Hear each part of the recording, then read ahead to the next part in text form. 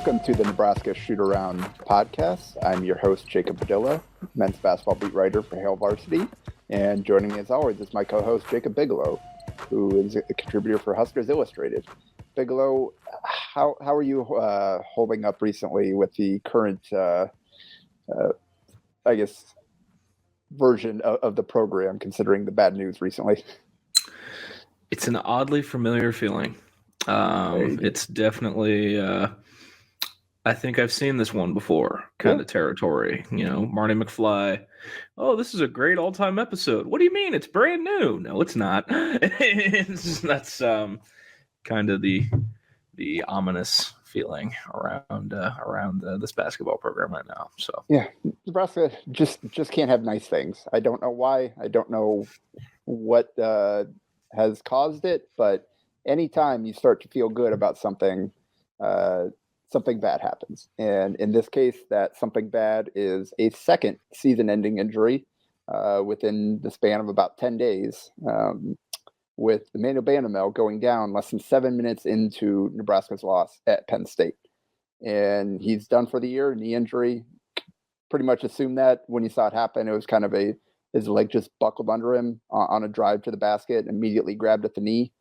Hoiberg even said after the game, initial evaluation was not good. Just kind of fingers crossed. And the follow-up scans came back not good as well. So now Nebraska will be without both Emmanuel Bandoumel and Juwan Gary for the rest of the season.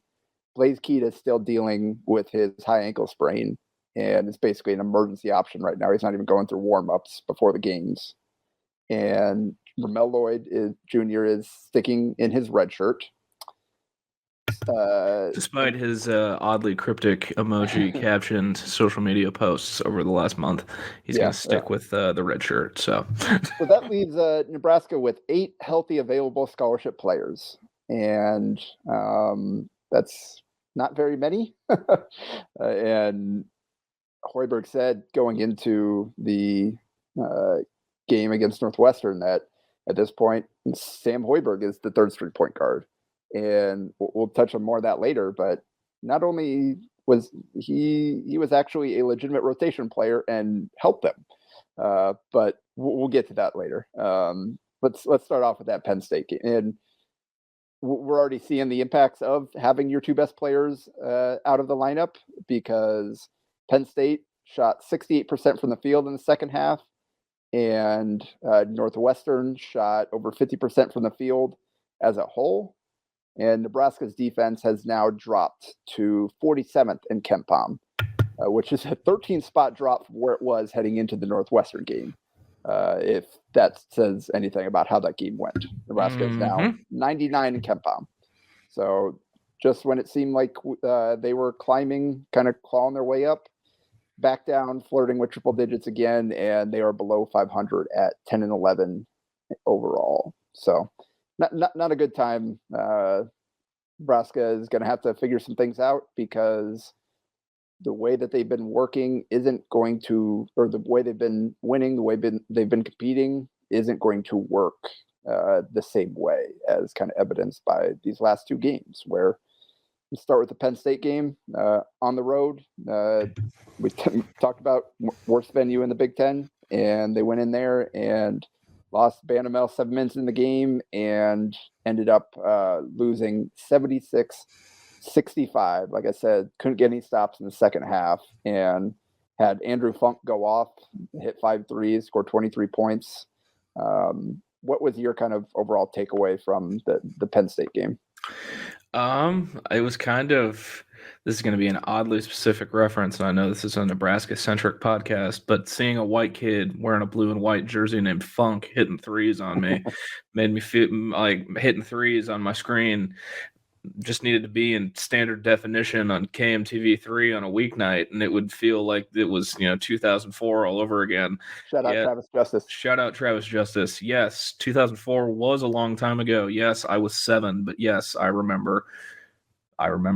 And but Penn State, man, we said going in that they love to shoot threes, and they did that and then some. It felt like almost every.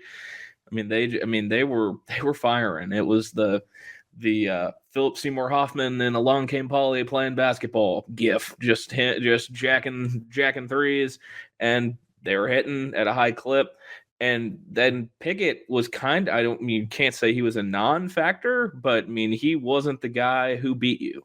It was a total team effort from Penn State. Seemed like just about everybody was making shots. Denham Dawson did a good job on Pickett, I felt like, when he was matched up with him. And he didn't get a lot of those like post finishes that he likes, but he did do the other option, which is pass out of it to a shooter for a made three quite often, it felt like. So I said this on the radio earlier this week. Penn State, it kind of felt to me like, Shrewsbury and Fred obviously both have the NBA backgrounds. Kind of felt like Penn State was like, hey, Fred, we know this is what you want your team to play like in a perfect world. Like, this is what you want your scheme to be, like shooters all around and a facilitator to stir the drink who's a dude. And, we're doing that at Penn State. Why can't you do it? That's kind of what it felt like to me. Probably looking too much into it, but it was kind of just like, a tale of two programs watching that game from start to finish. So. Yeah, Derek Walker, 26-6. Sam Griesel, 11-5-4. Hoiberg made the change to move C.J. Wilcher to the bench after having a talk with him, trying to get him going again by putting him back in that sixth-man role and seeing if that would be a little bit more comfortable for him after closing the season strong last year. And he did. He gave him 11 points, went 3 of 5 from 3 off the bench. Keisei Tominaga started, scored 13 points. Again, recently it seems like he's doing more of his damage inside the arc than outside of it, which has kind of been an interesting development for him. But the big problem there is Dawson and Demarcus Lawrence, the two freshmen, combining to go 1 for 9 from the free throw line. It's pretty costly. Again, this was a competitive game. Didn't feel that way going into it right off the bat. 10-0 start, banged in a couple of threes early on, and you're like, oh boy, what are we in for today?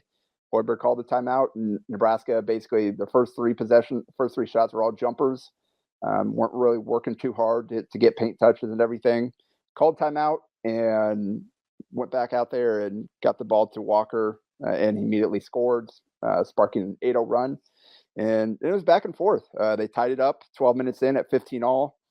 Then obviously they lost Bandamel during that stretch. And then Penn State hit them with an 11-4 run, which included 3 threes, 2 of them by Dalian Johnson, who is not a good shooter. So again, just one of those days where you got a non-shooter hitting threes on you. That seems to happen quite often against Nebraska, but it is what it is. And Nebraska, they didn't let the game slip away from them, though. They kind of battled back into it. They had a chance to cut it even more. And after Denham Dawson hit a 3 and C.J. Wilcher, Wilhelm Breidenbach not on the same page on a pick and roll, which led to a steal and breakaway and 1 for Funk. I guess he was only scoring in threes in that game. And Dawson got fouled and split free throws, made his only free throw of the game. But instead of having a chance to go down there, get that down to 1 possession, tie it up, whatever, going in halftime, now they're down 6. So, okay, 29-23 at half. That's fine. Like, that's nothing, not a huge hole to dig yourself out of. And they tied it up early in the second half. Derek Walker went to work, and then C.J. Wilcher hit one of his threes to tie that thing up at 33-all. And then Northwestern hit him with a 10-3 run. And Seth Lundy is kind of the key guy there, hit 5 straight. Wilcher hit another 3, then Miles Dredd hit a 3, and Jalen Pickett hit a 3. So you go from tied to down 7 just in the span of a few minutes there.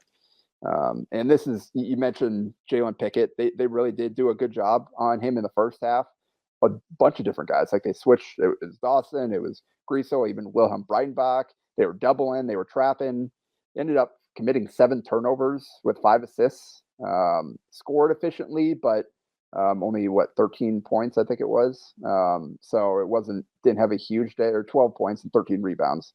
5 assists, 7 turnovers. So interesting day for Pickett, but they really did kind of limit him early on. It was just a lot of it was the funk threes that did the damage, and I kind of went back and tracked all those. A lot of it was a combination of Nebraska making mistakes on defense and Penn State perfectly exploiting the way that Nebraska defends to get him open looks.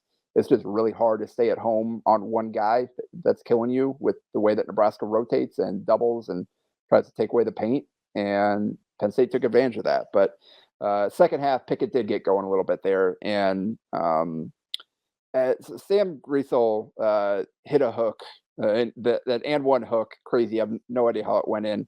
And then they traded scores after that. It was 45-41 with 13 and a half to go in the game.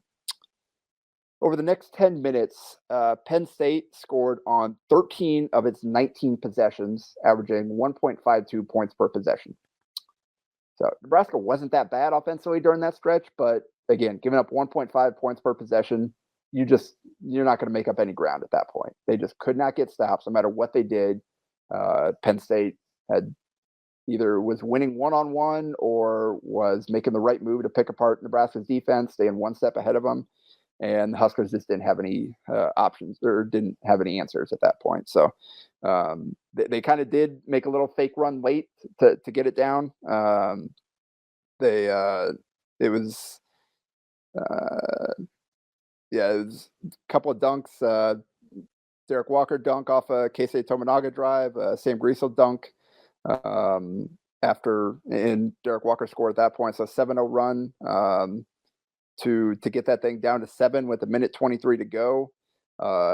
They fouled Jalen Pickett with 68 seconds to go. He missed, so door's a little bit open there. And then they turned the ball over. And instead of getting a shot up, C.J. Wilcher got stripped, going back the other way, and then that was basically ball game. So kind of the game story there. Again, really that second half stretch, that basically 13 minutes to 13 and a half minutes to 3.5 minutes. That was the ball game right there. It just could not get any stops. First full half without Bandamel. You've got Tominaga out there. You got Wilcher out there. You've got Demarcus Lawrence as a freshman. Denham Dawson taking on tough assignment. Just they didn't have any options there. And for a team that wins on defense, they actually had one of the better offensive halves of the season. It just didn't matter. They shot over 50% from the field, but only hit 4 threes, missed 5 free throws, and Penn State missed 8 shots in the half. Just 8. 68% from the field. Just not going to get it done. So you're telling me this team played a game where they weren't terrible offensively, but the other team made 11 threes and had a bunch of open looks, and Nebraska just couldn't get stops, and then they did it again, like 4 days later? Because that sounds oddly similar to what we watched last night. We're recording this on Thursday evening. Nebraska fell to Northwestern at home last night, 78-63 at Pinnacle Bank Arena. And it's kind of eerily similar game recap where Nebraska wasn't horrible offensively. They finished the game last night 47% from the field, 36% from 3, and lost by 15 on their home court because they just couldn't get any stops. Yes. So we'll start with the game story and some of the bad, and then there are a couple of positives that I do want to focus on and highlight that I got some notes on. But they were hanging. They actually took the lead in the first half, and Demarcus Lawrence started for Bandamel at the 2. So you got two freshmen out there in the starting lineup, 2 super seniors, and then Keisei Tominaga. So interesting group there. But that's kind of what Hoiberg, he wants to stick with the Wilcher off the bench, trying to get him going. Fortunately, it didn't produce the same results in this one, as he only made 1 shot, scored 3 points. But Tominaga had a good game, so that was positive. But anyway, 9-0 run by Nebraska to take a 25-22 lead. And then things fell apart from there. Northwestern outscored Nebraska 21-5 to end the first half. And if you're wondering what Nebraska did offensively during that stretch, they were 2 of 7 from the field, 1 of 5 from 3, with 5 turnovers. Those 5 turnovers led to 10 points on the other end. They also gave up 8 second chance points for Northwestern during that stretch. And that's kind of what Hoiberg pointed to after the game. Is like, that's where we lost it there. The end of that half with offensive rebounds, with turnovers, that absolutely killed us. And he's right, 21-5. Like it, and it was like, it was even broken down into 2 like separate runs, because Nebraska, their 2 buckets they scored in there were on back-to-back possessions. He had a hook, a Walker post bucket, and they had a 3 in there. So it was like a run before that, then kind of back-to-back possessions, and then the other run. But overall, 21-5 there. I think it was 10 straight to end the half for Northwestern, to go in the half up 43-30. So you feel good. You played a good however many minutes that was. You had a lead. You had a bunch of guys making an impact. And then you go into the locker room and you're down 13.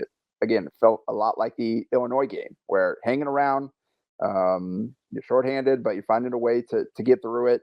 And then the wheels just come off late. And so now you go in the locker room and you're facing a big deficit, which means second half, everything has to go right. You have no margin for error. And they actually held Chase Audige scoreless in the first half. And very first possession, second half, takes a handoff, gets downhill, goes right in for a layup. Oh, there goes that. And he ended up having, I think, 14 points in the second half, or 15. Yeah, because Bowie had 17, he had 15. Or no, other way. Yeah, so I can't look at the box score. Audige finished with 15. Bowie was 17. So yeah, he had scored all 15 in the second half, and Bowie ended up with 17. So those guys are right about their average. They averaged 30 and 8 assists. They were at 32 points and 6 assists in this one, although Audige did have 5 turnovers. But yeah, Nebraska just could not stick in it. They second half there. Let's see, they made a run there where they kind of switched to a 1-3-1, and where they got back into it a little bit. Well, before that, actually, kind of the highlight of the game was maybe that Denham. Well, we'll talk about another highlight later, but one of the highlights of the game was the Denham Dawson drive and tomahawk dunk. Starting to see a little bit more often. He had another chance at kind of one of those highlight reel finishes that he just couldn't quite get the touch on in the first half. But he's starting to see the driving lanes. I think that's the most important thing. Like, he's starting to see the gaps in the defense. He's getting a little bit more aggressive because he's so explosive. I don't think the handle's quite refined where he's going to break a guy down, but he can attack a gap for sure off a reversal. That's where he's going to contribute offensively. But then things got bad from there. They gave up a 9-0 run, turnovers and missed threes. Again, kind of same thing at the end of the half. Settling for threes. Some of them weren't great. Some of them were open that you have to hit, and they just didn't. But 9-0 run to go down 60-37. So that's essentially ball game. Again, they used another run later in the game with a 1-3-1 to cut it down to 12 with 4 minutes to play. And then what happens when you're in a zone? Hard to rebound. Chase Audige flies in from the weak side for a tip slam, and momentum done. Ball game over. So again, just you dig yourself a big hole. You give up a 21-5 run. Margin for error is so incredibly slim, and they just couldn't string together stops and buckets outside of a few stretches in the second half to make that thing competitive. Yeah, and former Tim Miles recruit Ty Berry has himself a career night, I think. I mean, I don't know if he had, career high 26. Career high 26. Started off perfect from the field. Was kind of him and Casey just trading heaters to start the game. And then, it kind of got to a point where, like, are they going to run him off the line at any point here? And it just, is what it is. What did you think of them going to the, 1-3-1? And it was kind of like do I dare say like a pressure zone? Like it started in a press and then it like extended, and then transitioned to a zone. Like when it got across half court, like it was definitely the most like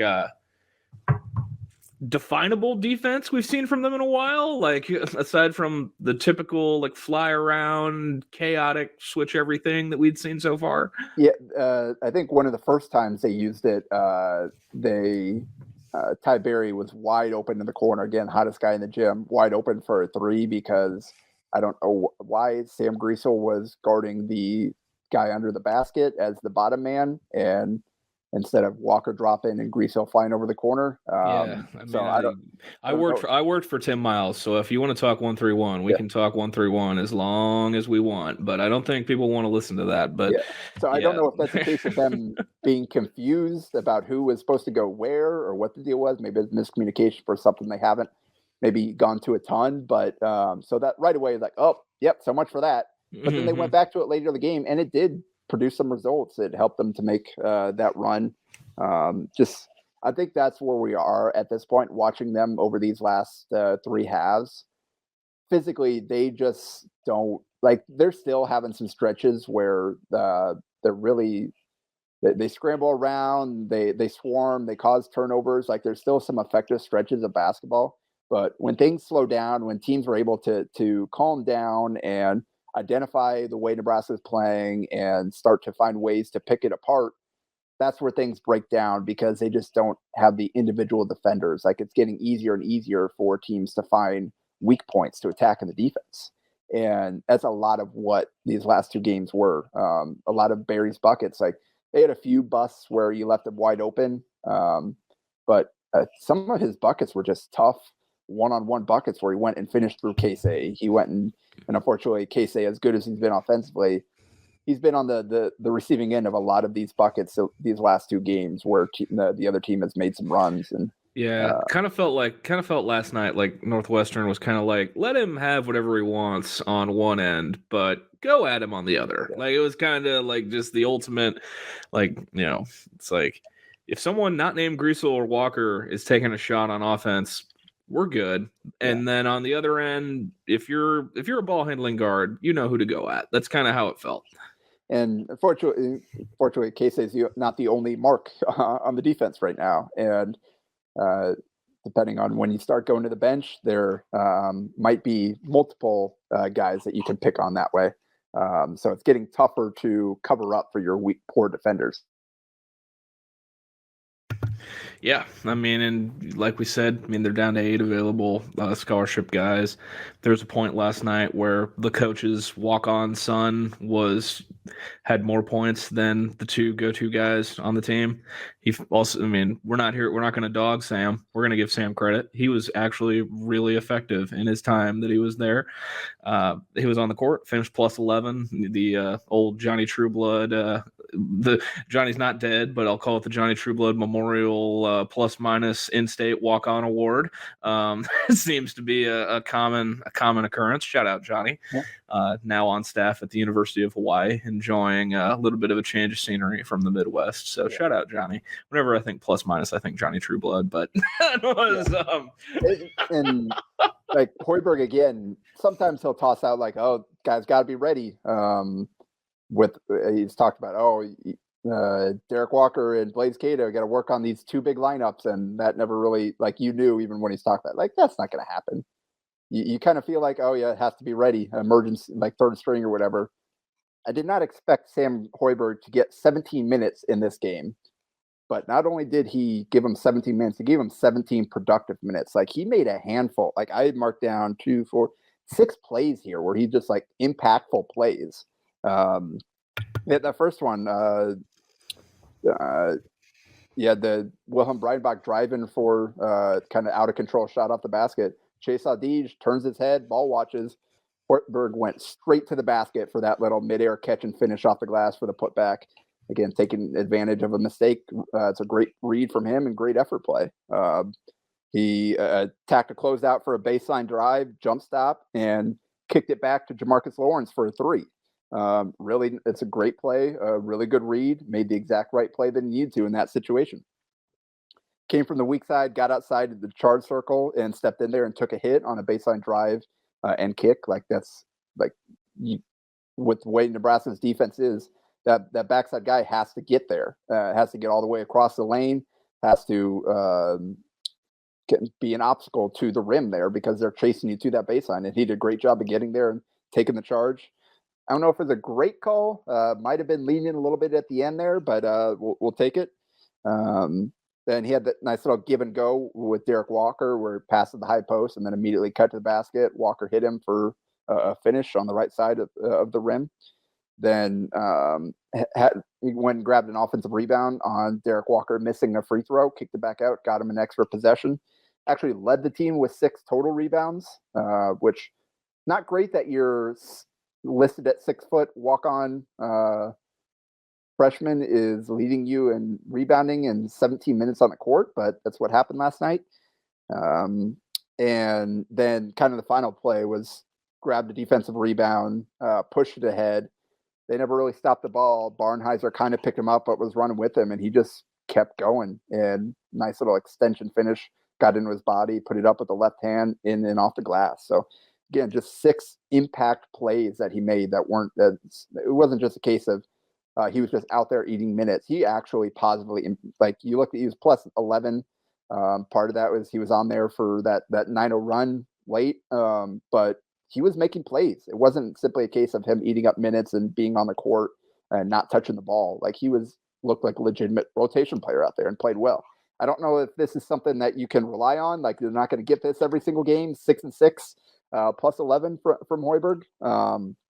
But certainly in this game, it was much needed.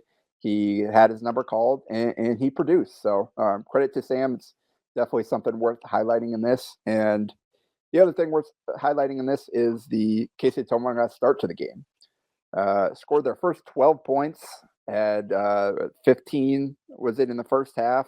Only missed 1 shot, I think it was. And impressive the way he did it. Wasn't simply like them losing him for a bunch of threes. It was, again, him working inside the arc. He's been really aggressive with these cuts, and it's definitely something that if you ask just a common observer, what do you think when you think Keisei Tominaga? They're not thinking these cuts to the basket that we've seen recently. No, and he's been so much better putting the ball on the deck too. It's not just cuts; like he's actually creating his own offense, and that's how this game started. Right off the bat, they kind of like the action where a guard gives it up to like catches and gives it up to Derek in the high post and then immediately follows for a handoff. So you can get kind of your triple threat off of that and make a decision. And right off the bat, handoff with Walker. Audij kind of lunged at him and Tominaga put his head down attack, got downhill, and got past Nicholson sliding over late for the help for the reverse. Next time, again, another handoff. Audij got clipped on the screen. This time, Nicholson showed and cut off his path. So he stepped back for the long 2. Unfortunately, didn't quite get beyond the line, but knocked down the shot. Next one, took a dribble handoff from Walker and immediately got downhill with Bowie chasing from behind. And again, got past Nicholson late on the help and finished.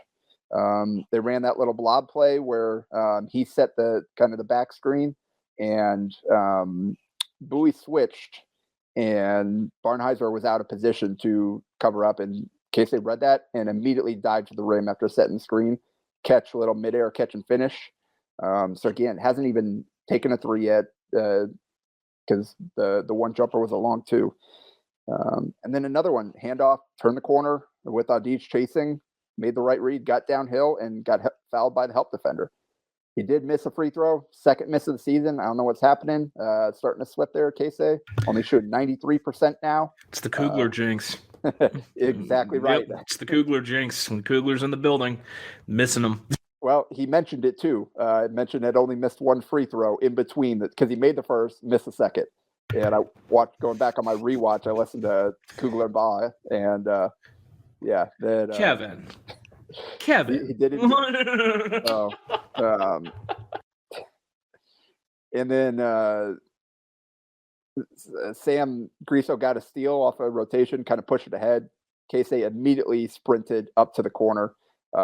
Sam drove, kick, little low pass, but he caught it. Defender from behind flew by K-State did the little pump fake, reset himself, didn't move, rose up and hit it. So first three of the game, knocked it down. So at this point, 12 points, Nebraska's first 12 points, 5 of 5 from the field, and they were down 13-12 at that point. So he was single-handedly keeping them in the game.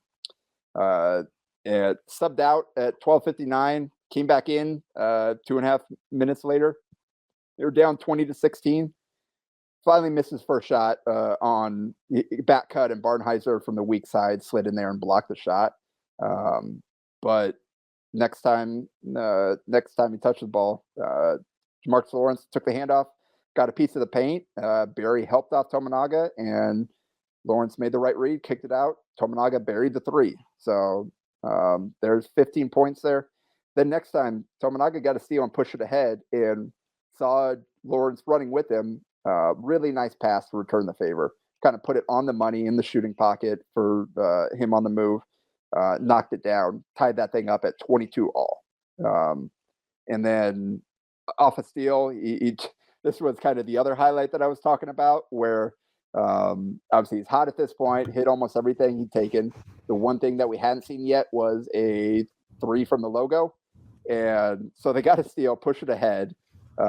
He catches as a trailer on the N of the FNBO logo. So it wasn't the O, it was on the N, and immediately went up for a pump fake. The entire arena sucked in their breath. They were like, what, is he gonna do it? Nope. He psyched everybody out. He pulled it back down, was like, signaled, everybody chill, calm down. Let's get a good possession here. Gave it up. Got back to him and did a little dribble handoff with Denham Dawson, and then immediately flipped it right back to Dawson, who dribbled once and pulled up and knocked down the three. So 9-0 run for the 25-22 lead with 8 minutes to go in the half. And that was Tominaga scoring and then assisting the other two for the three there. So that was the start to the game for K-State Tominaga. Just an unreal stretch. Great reads by him on every single play, even the one miss. It was a great defensive play. It was a great read. It's back cut. The pass was on the money. It's just better defense at that point. But we're starting to see more and more of these kind of outings from him, where the three isn't always consistent. Unfortunately, he cooled off in the second half. He still finished with 22, led the team in scoring. Hit a couple tough shots early in the half. But then missed his last 5 threes. Just a couple of them rimmed out, halfway down and out. Just like, man, so close. But even when he isn't hitting a ton of threes, he's gotten so good at scoring in other ways right now, and he's such an important part of this team right now. He is the third scoring option, and this game was the first one. He is now up to 10.5 points a game, shooting 47% from the field, 37% from three. And again, he's doing so much.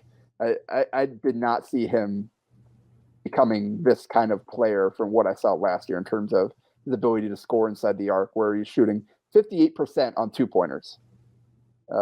That's pretty darn good. And again, he's hitting mid-range jumpers. He's getting to the rim. He's finishing off cuts.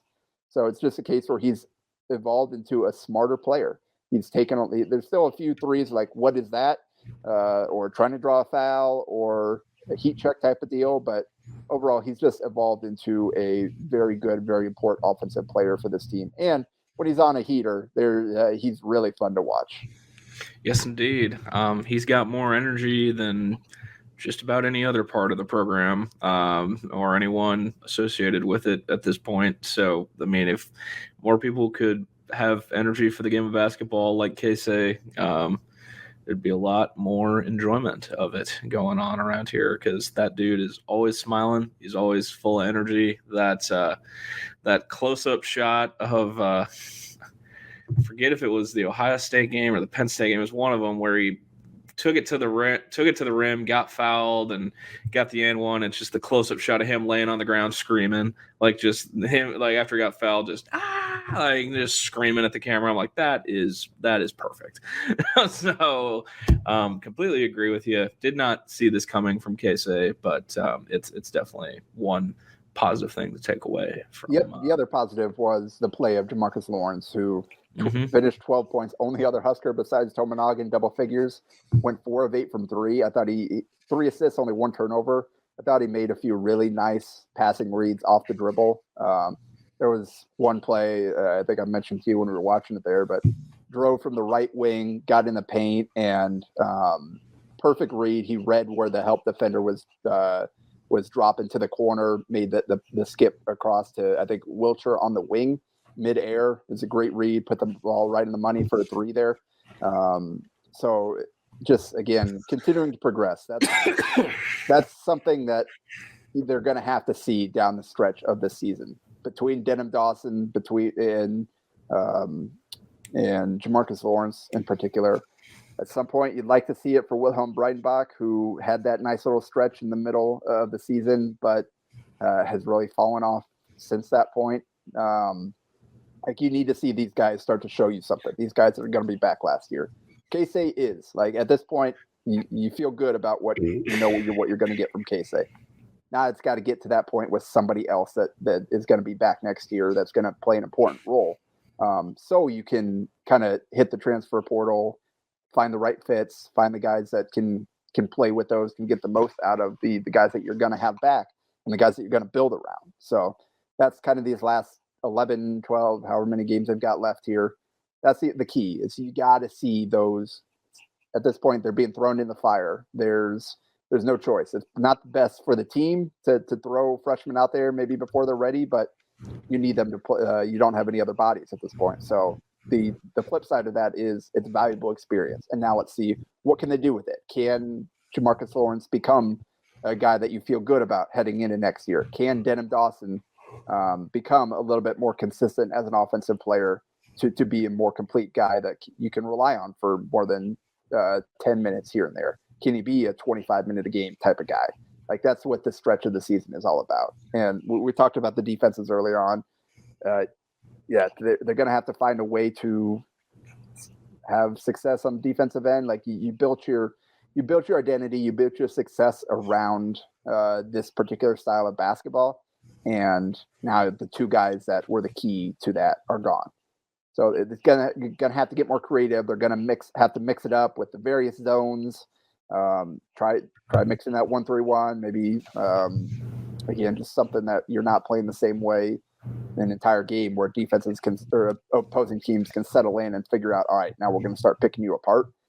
That's what Hoiberg and his staff have to do here in the film room and on the practice court. They got to find some solutions, because giving up what these last 20, 40, 60 minutes of basketball, that defensive execution effort level isn't going to be good enough to carry forward without Gary and Bandamel.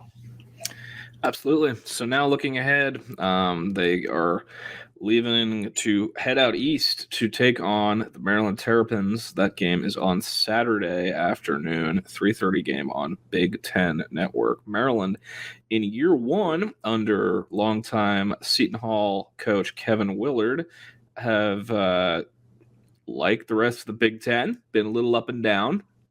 Started off hot. And then I watched them get ran off their own court by UCLA toward the end of the non-con, and I was like, what is this? What is this team? And I think a prime example is that the first time they played Michigan, they lost by almost 40. And then Michigan came to College Park, and Maryland beat them by 6. So if that doesn't perfectly sum up Maryland basketball in 2023, I don't know what else does.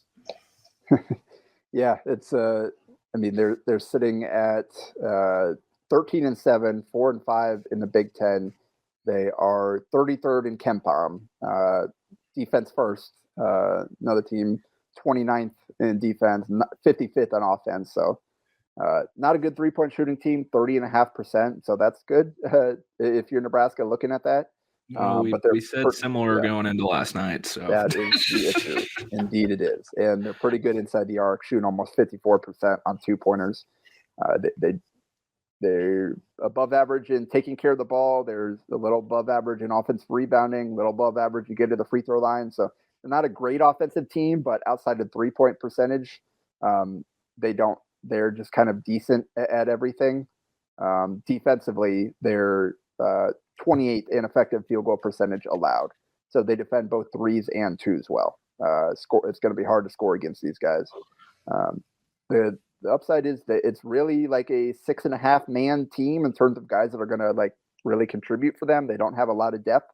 They've got 4 guys averaging double figures, a 5th averaging 7, and a 6th averaging 6. And then not much beyond that. Their leader is Jameer Young, their point guard transfer, averaging 16 a game, 3 assists.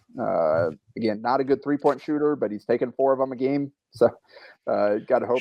Charlotte transfer, right? I believe. I think he's a Charlotte transfer, and I think he's a local kid too. I think he's Demarcus Catholic. Yep, that's as local as it gets. Indeed. Yeah, indeed. Good call.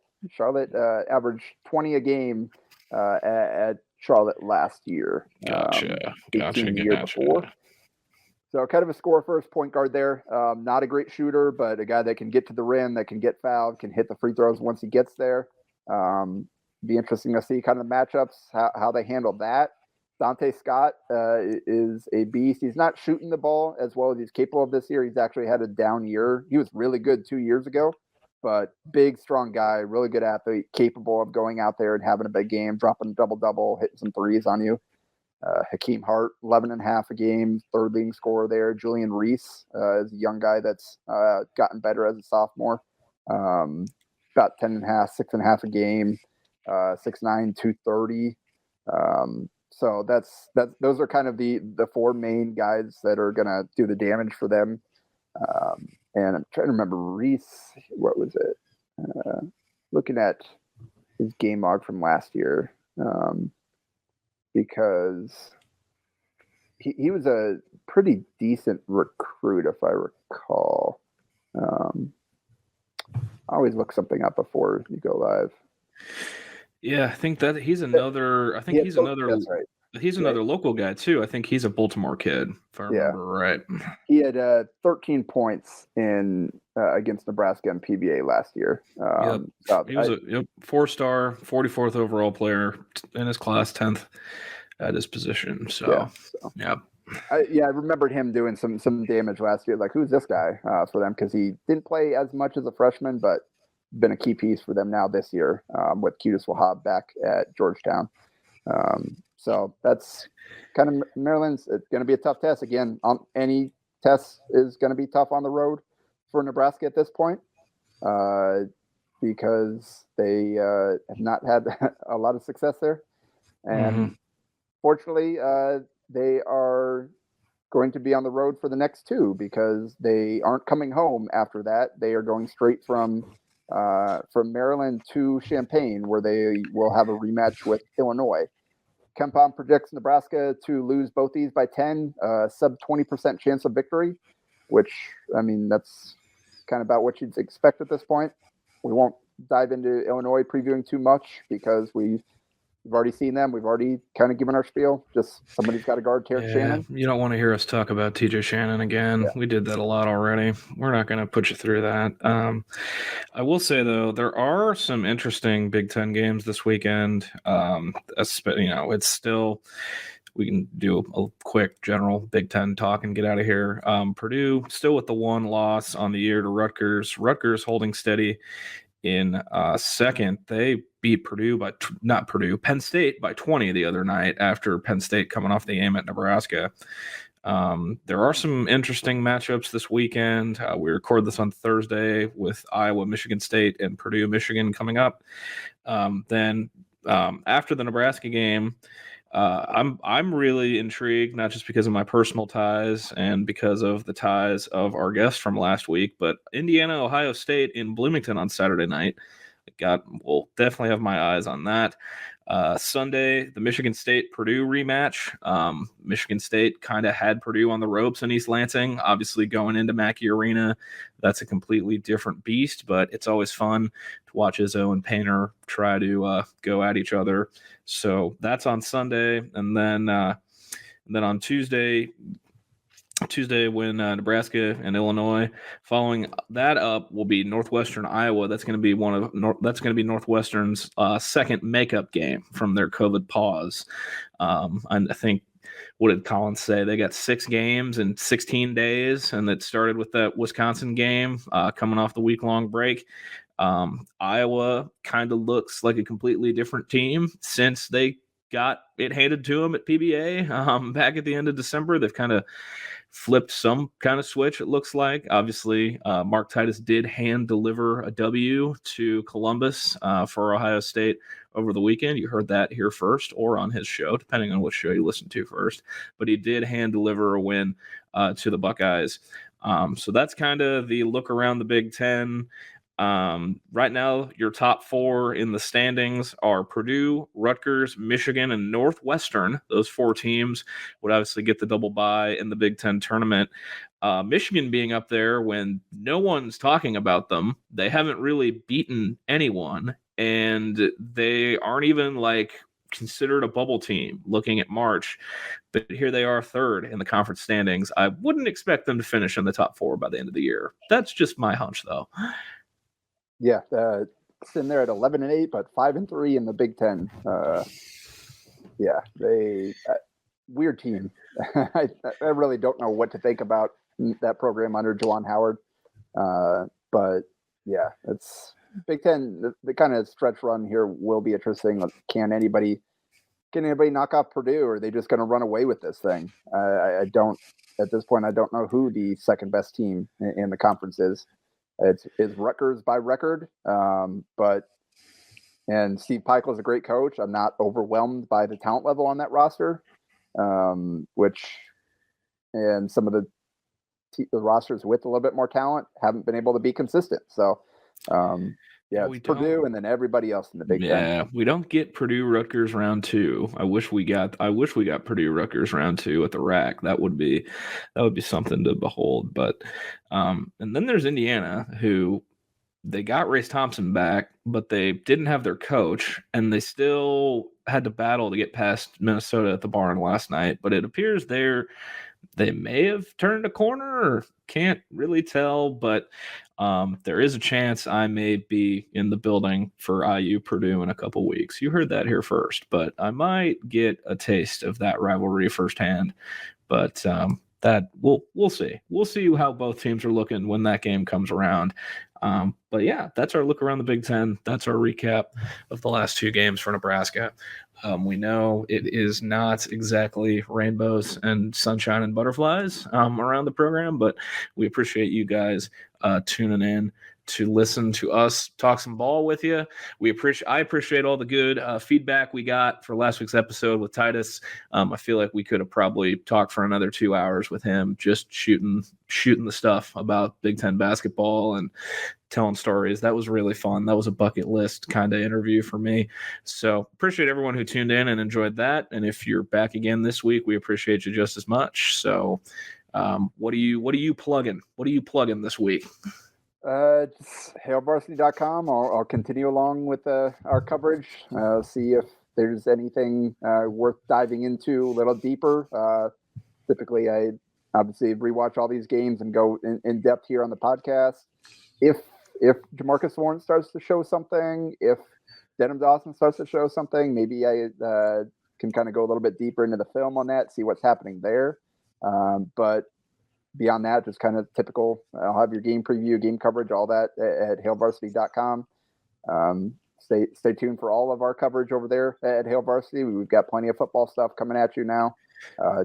Drake Keeler's handling the women's basketball beat, who been a roller coaster ride for them this year.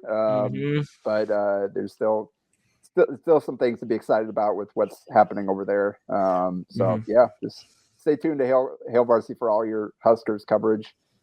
Again, if you enjoyed last week's pod, we'll effort to get some more interviews. We've got some ideas for people that we'd like to reach out to. We'll get into that, especially if things go south with the men's basketball team here. Maybe we start to lean more into less into in-depth breakdowns and more into talking to other people, see what they think. But we'll kind of play that by ear. But go like, subscribe, rate, review, tell a friend, tell an enemy, as Brandon Vogel likes to say. Tell anybody you've ever met. We'd love to, again, like Bigelow said, the feedback has been really cool to see. Glad that you guys are enjoying this. We're trying to provide something a little different than what else is out there. And we're having fun doing it. So stay tuned here in the feed. Stay tuned to both of us on Twitter. I'm at Jacob Padilla _. You can follow Biggs at Jacob A. Bigelow. And we will come back and talk with you again next week.